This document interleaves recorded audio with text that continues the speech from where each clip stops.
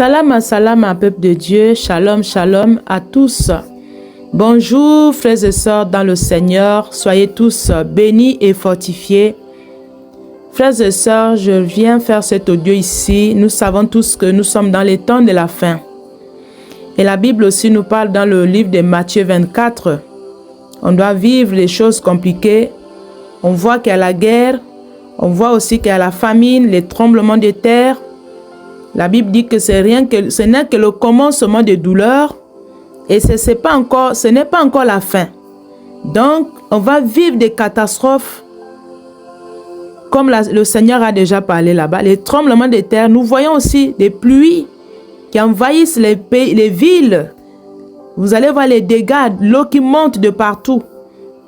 Dans différents pays, dans des villes aussi, même en Europe, ici en France même.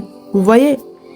Et quand nous voyons aussi le ciel, les nuages sont sombres. La nature a changé, ça a pris une autre tournure à cause du péché, vraiment frères et sœurs dans le Seigneur.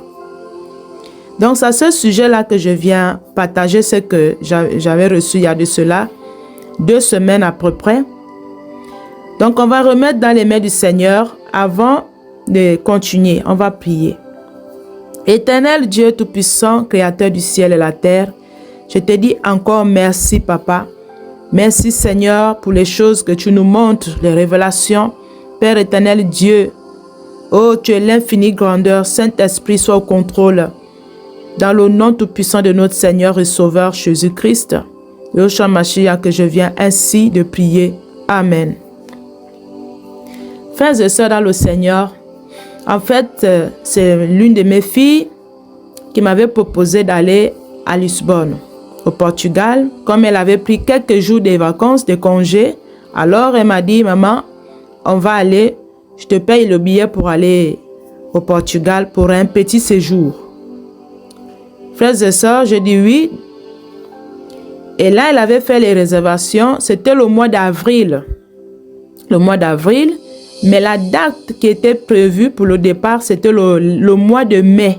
C'était un jeudi 23 mai 2024. Ça, c'était la date du départ. Mais dans le même mois-là, le début du mois de mai, j'ai fait un songe, là où je me retrouvais avec ma fille. On était en train de prendre l'avion pour aller à Lisbonne. Ça, c'est avant le voyage, avant la date que je suis en train de vous donner ici. Voilà, ça, c'était avant. Donc, je me retrouvais dans ce songe-là avec ma fille en question. Donc, on prenait l'avion pour se rendre maintenant à Lisbonne.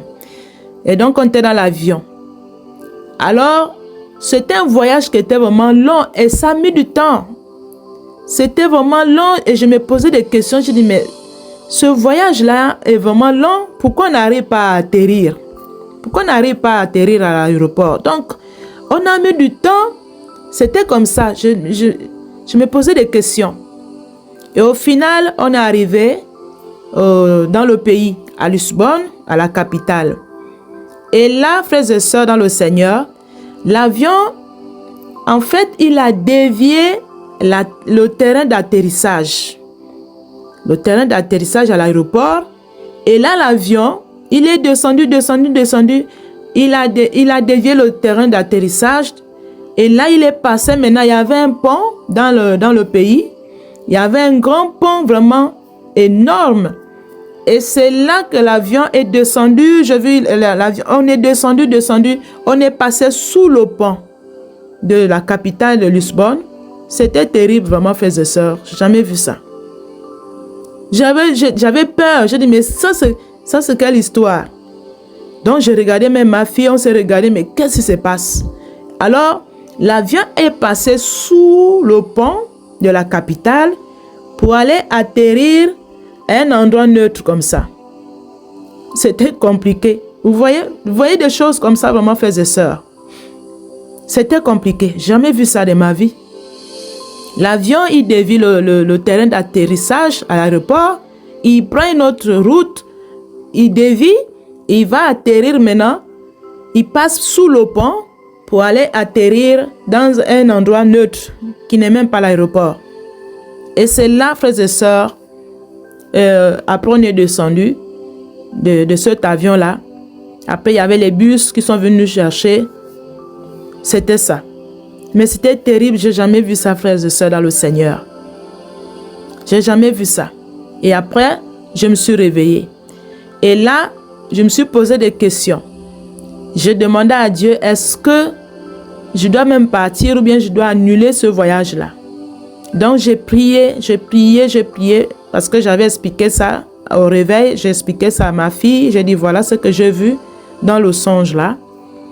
Et elle était étonnée, elle était surprise. Et comme je vous disais, j'ai prié pour que le Seigneur puisse me répondre.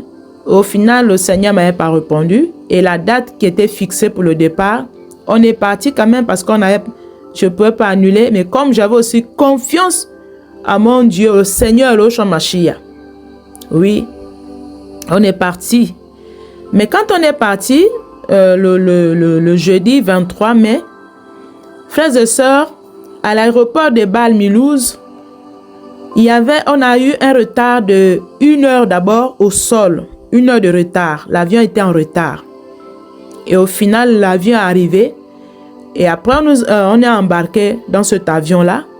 Et dans l'avion aussi, il y a eu un retard de 1 heure. On était déjà embarqué, on était déjà assis. On se posait des questions. Mais pourquoi, après les pilotes, ils ont dit oui. Souvent, ils ne disent pas vraiment la vérité, souvent.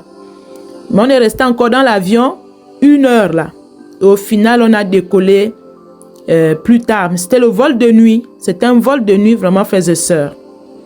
Et là, on avait décollé pour Lisbonne.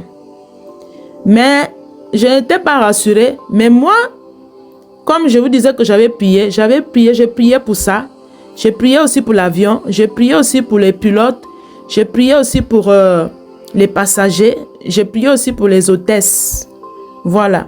Vous savez, quand Dieu nous appelle, serviteurs ou servantes, on doit prier. Quand il y a des situations comme ça, on doit prier. Donc, j'ai prié que le Seigneur puisse protéger cet avion-là.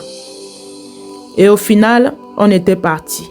Dans l'avion aussi, je continuais à prier.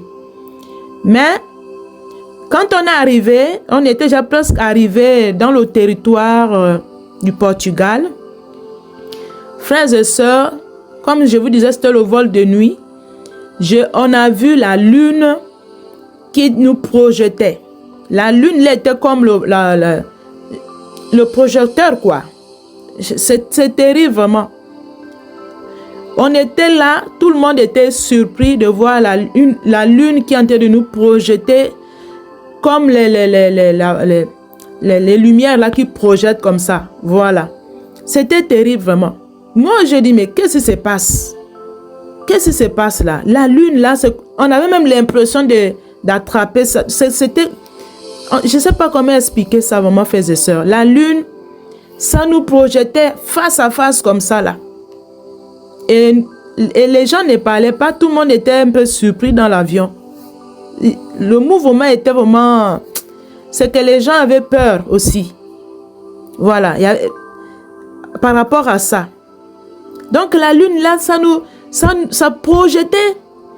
C'était vraiment, je ne sais pas.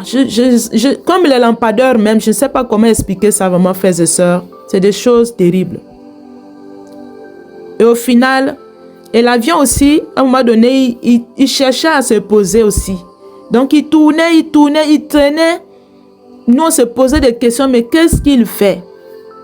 Qu'est-ce qu'il est en train de faire? En fait, les gens, à un moment donné, étaient plus rassurés.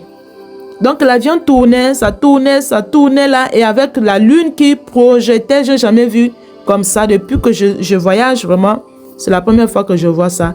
La lune qui nous projetait comme ça, là. Face à face, vers l'avion, quoi. Donc, frères et sœurs, et au final, l'avion a pu quand même se poser. Et là, on était vraiment soulagés. J'ai dit merci Seigneur. On est arrivé vers les 1h30 là-bas. Parce qu'à cause des retards, frères et sœurs. Donc, c'est pour vous dire ici que les catastrophes des avions là, comme je vous ai expliqué au début, c'est des choses qui vont arriver dans les jours à venir. Les catastrophes que nous voyons là, ça va se multiplier. même au niveau des avions, vraiment, frères et sœurs. Ça va, c'est ça qui va, c'est des choses qui vont arriver dans les jours à venir. Là, le Seigneur est en train seulement de montrer que ça, c'est des choses qui vont arriver. On va voir des phénomènes, des choses, parce que l'être humain a détruit la nature. Et nous voyons que le ciel que nous voyons là, les nuages sont sombres. Les temps ne sont plus ça. Les saisons, ce n'est plus ça vraiment, frères et sœurs. Et c'est des choses qui vont arriver dans les temps, dans les jours à venir. Donc, Dieu est en train de montrer seulement que regarde. Parce que c'est incroyable vraiment, frères et sœurs. Vraiment. Et puis, on doit prier aussi avant de voyager, mettre les voyages dans la prière, comme dans le psaume de 121 là-bas. Vous voyez les psaumes. Et c'est ça que je lisais. Les psaumes là de 121. Le Seigneur, il bénit notre voyage, comme le retour, comme l'arrivée. Notre Dieu, il ne dort pas, il ne sommeille pas. Il sera avec nous, même dans les situations comme ça là. Il va pas nous abandonner, vraiment, frères et sœurs. Seulement, on doit prier. Mais ce que les avions là, ce que le Seigneur montre, c'est des choses qui arriveront. On va écouter les choses terribles. Dieu, il prévient toujours, il nous montre des choses. Comme il a déjà dit qu'il y aura des catastrophes, il faut que ces choses-là arrivent, vraiment. C'est terrible. On doit vraiment être ferme dans la prière, frères et sœurs. Vraiment. Donc, on doit vraiment chercher vraiment la face de Dieu et fuir le péché, chercher la sanctification, vraiment, frères et sœurs, parce qu'on va vivre des choses compliquées dans ce monde que nous vivons.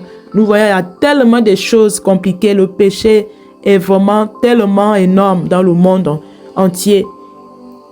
Vous voyez, frères et sœurs, le péché a tellement le mal. Donc, la nature, c'est compliqué. Donc, voilà un peu ce que je voulais partager avec vous ici, frères et sœurs. Soyez tous bénis. Quand le Seigneur permet, on va revenir par la grâce de Dieu. Merci encore. Merci. Shalom, shalom. Merci.